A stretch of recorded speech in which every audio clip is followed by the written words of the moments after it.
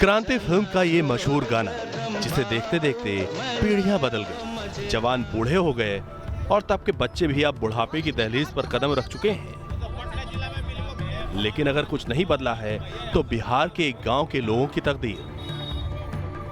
यहां आज भी हर घर से चना जोर बनाने के लिए ठक ठक की आवाज सुनाई देती है। पीढ़ियों से चल रहा ये काम आज भी बदस्तूर जारी है।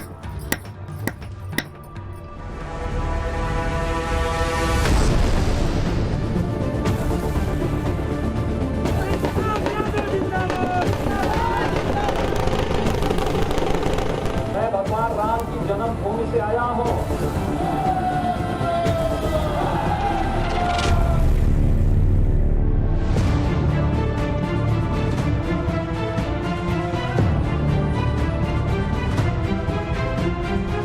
बिहार का चुनावी रण बिहार के रंग के संग दिखाने निकली न्यूज नेशन की टीम बिहार का कोना कोना खंगाल रही है। चुनावी शोर और लोक लुभावन वादों की झड़ी के बीच सियासी घमासान में लोगों का मन टटोल रही है। लोगों को बिहार की नई सरकार से क्या उम्मीदें हैं, उम्मीदवारों पर कितना है मतदाताओं का भरोसा, ये जानने के लिए हमारी टीम एक एक गांव का दौरा कर रही है। कहते हैं कि बिहार गांव में ज्यादा बसता है। ऐसे में बिहार की चुनावी नब्ज टटोलने के लिए न्यूज नेशन की टीम ने एक ऐसे गांव का रुख किया जो खुद में बेहद खास है। इस गांव में कोई बंधुआ मजदूरी से छुटकारा पाना चाह रहा है तो कोई आज भी लाल झंडे के नीचे खुद को ज्यादा महफूज समझता है। कहीं सरकार के दावों को झुठलाते बेरोजगार युवाओं की भीड़ है तो कहीं खंडहर में तब्दील हो चुकी बापू की यादें।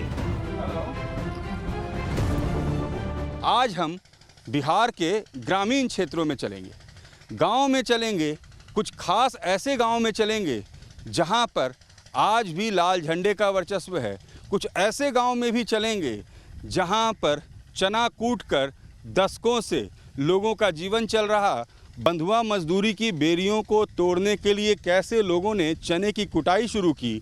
और हम उन युवाओं के बीच भी चलेंगे जिनके लिए सरकार डिजिटल इंडिया, कौशल विकास, बढ़ता बिहार का दावा करते रहे। मित्रों की धरती पर आपको आने के लिए कोटि कोटि धन्यवाद।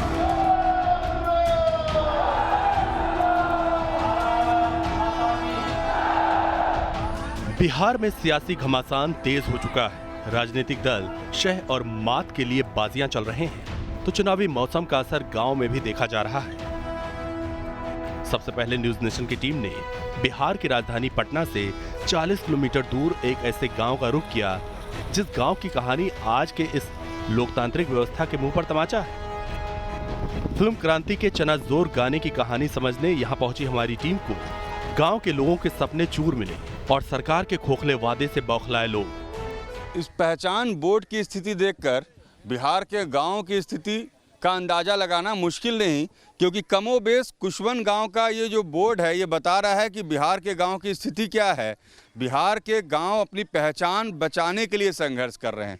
सरकार के वायदों और आश्वासन से दूर ग्रामीण खुद की पहचान बनाने में जुटे हैं, क्योंकि इन्हें ऐसा लगने लगा है कि तमाम वायदों के बावजूद बहुत कुछ बदल नहीं पाया। कुशवन गांव के लोगों ने अरसे से बंधुआ मजदूरी कर गुजर बसर किया। उसके बाद जब भी मदद के लिए कोई हाथ नहीं बढ़े और परिवार को 2 जून की रोटी का सहारा नहीं मिला तो गांव के लोगों ने चनाचूर बेचने का काम शुरू किया। अब घर घर में एक ही आवाज आती है। आप लोग कब से ये काम कर रही है दीदी? हम लोग तो कम से कम 10 बरस कुछ नहीं फायदा दिए हैं सर, कुछ भी नहीं जी। सुबह में खाना वाना बना खा के बच्चा लोग के सेवा उवा करके हम लोग इसी में लग जाते हैं। हाथ दर्द कर जाता हो जी। गरीब आदमी है, बच्चा लोग कैसे पलाएगा? नहीं करेंगे, नहीं अच्छी होगा तो बच्चा लोग के कैसे पाल पोषण करेंगे? ये इसी करके हम लोग करते हैं बच्चा लोग के सब चीज। दिन भर ये चना कूटते रहते हैं, तो सरकार का कोई योजना वगैरह या नहीं पहुंचा आप लोगों को? कुछ नहीं।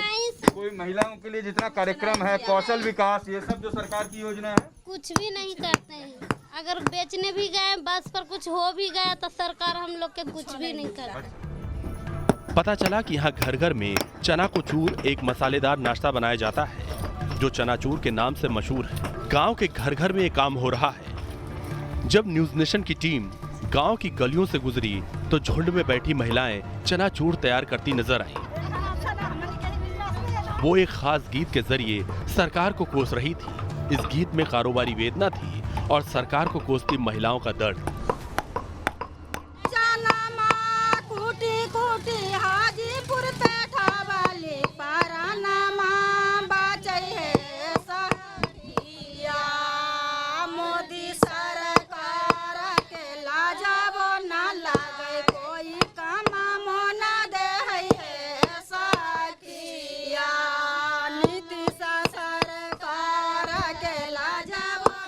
मोदी सरकार के लजो ना लगे है और नीतीश सरकार के लजो ना लगे है। इसका अर्थ ये है कि न मोदी सरकार को शर्म आती है न नीतीश कुमार के सरकार को शर्म आती है।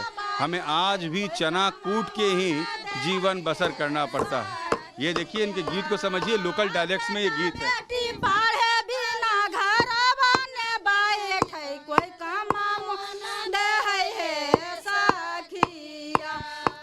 मोदी सरकार के बेटा बेटी पढ़े ऊपर पहुँचे सखिया।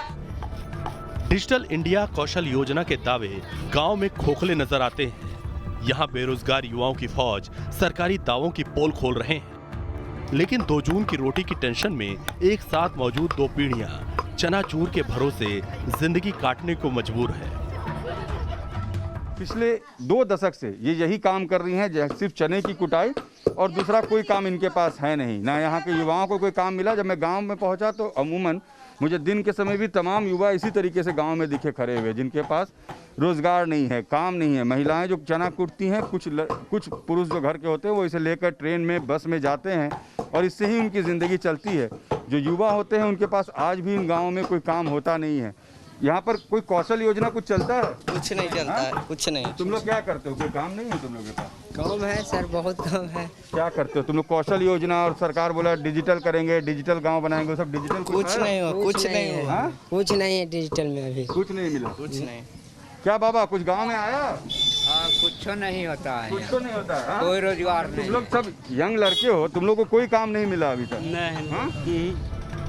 गांव से निकलते वक्त हमारी मुलाकात कुछ युवाओं से हुई जो हर रोज एक टोकरी चनाचूर बेचने सुबह से शाम तक कई किलोमीटर का चक्कर लगाते हैं। हमारे साथ जो 2 साथी हैं, क्या नाम है आप दोनों का? मेरा पारसनाथ पासवान। और आपका? मेरा श्रवण नाम। ये क्या है ये जो लेकर जा रहे हैं? बताओ। चनाचूर है। क्या करते हैं इसको, कैसे बेचते हैं? चनाचूर ही कुटते हैं, सुबह शाम कुट के मेहनत करके कमाते हैं, 200-250 रुपया कमाते हैं। छपड़ा हाजीपुर तक बेचते हैं, जाके बेचते हैं। कुसवन के बाद हमारी टीम मसौड़ी गांव पहुंची। इस गांव के खेतों में लगे लाल झंडे इलाके के इतिहास और राजनीतिक समीकरण को समझाने के लिए काफी थे। नक्सल प्रभावित इस इलाके में आज भी नक्सलियों का गहरा असर है।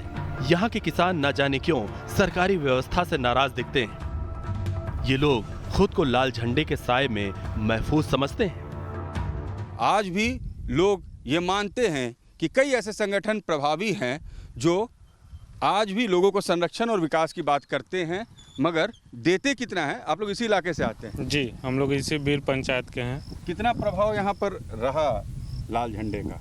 लाल झंडे का तो प्रभाव शुरू से है, और जो एक्चुअली में जो भी अभी जितना भी इंडिया में पार्टी है, लेकिन एक्चुअली जो इसका ओरिजिनल कैडर है किसी पार्टी का तो लाल झंडा का है, और बाकी सब तो इधर से उधर दल बदलू है। नक्सलबारी के जो बात करते हैं तो देखिए, आज़ादी के बाद जो है अभी तक जो कोई विकास नहीं किया, और जो विकास होना चाहिए, मान सम्मान हक अधिकार के जो बात तो है, जो संविधान में जो अधिकार है लोगों को वो मिलना चाहिए। शिक्षा रोजगार से लेकर के तमाम चीज़ें वो नहीं मिल पा रहा है। शहरों में जहां ड्राइंग रूम और वेंकट हॉल में चुनावी चर्चा होती है, तो गांव के लोग मवेशियों के लिए बने नाद पर ही गर्मा गर्म चुनावी चर्चा करते दिखे। चाचा, कितना बदलाव आया है गांव में? कुछ आया बदलाव? कुछ हमने के तो सरकार लगा है कि घाट गल है।